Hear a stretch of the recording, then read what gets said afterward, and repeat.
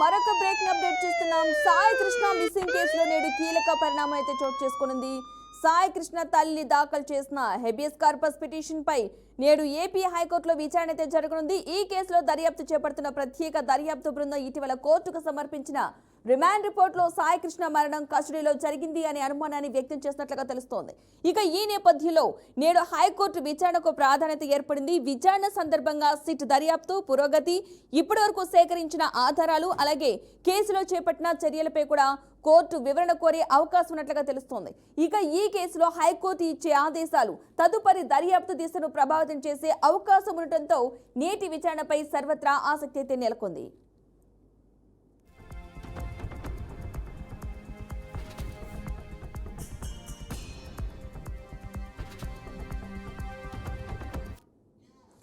ఇదే అంశానికి సంబంధించిన పూర్తి సమాచారాన్ని మా ప్రతినిధి సుబ్బు అందిస్తారు. సుబ్బు, చెప్పండి, ఈ అంశానికి సంబంధించిన అప్డేట్స్ ఏంటి? ఓకే పద్మ, ఈ రోజు rowdy sheet Sai Krishna missing కేసులో ఒక కీలక మలుపు అయితే తిరగనుంది.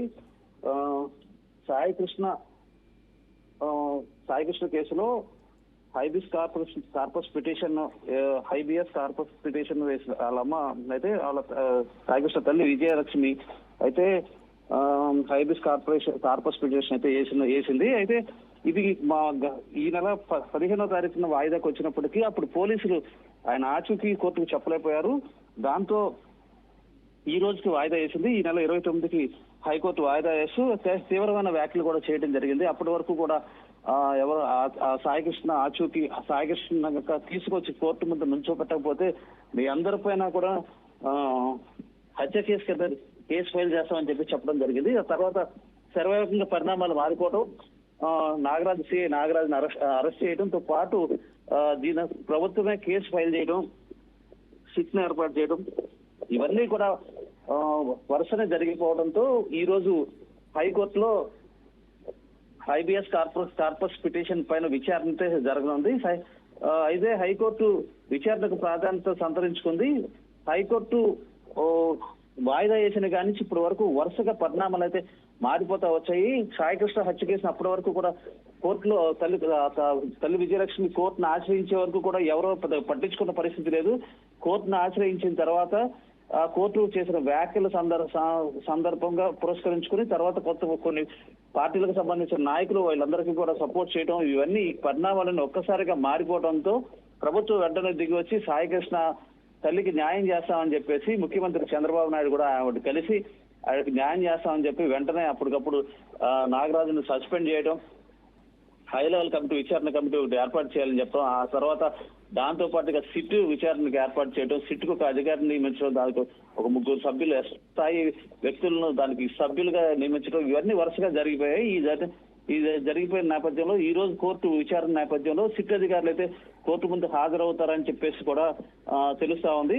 ఈ సేకరించిన ఆధారాలన్నీ కూడా ఏదైతే సిట్ అధికారులు దర్యాప్తు పురోగతి పైన కోర్టుకి వివరించే అవకాశం ఉంది.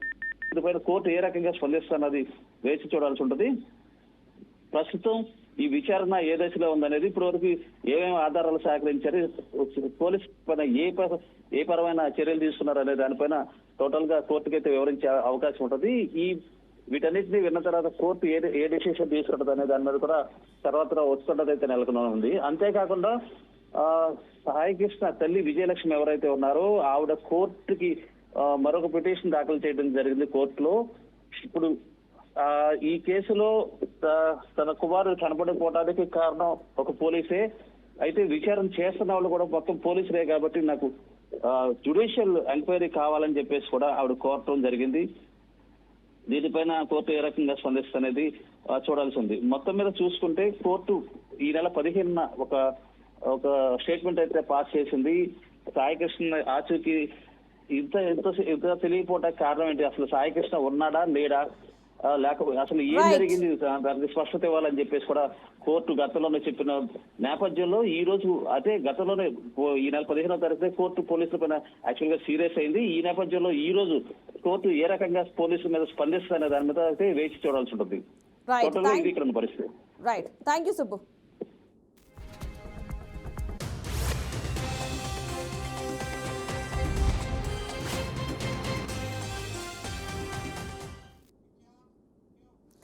రైట్, ఇవి ఇప్పుడు బ్రేకింగ్ అప్డేట్స్. మరిన్ని బ్రేకింగ్ అప్డేట్స్ కోసం చూస్తూనే ఉండండి బీఆర్కే న్యూస్ తెలుగు సత్తా.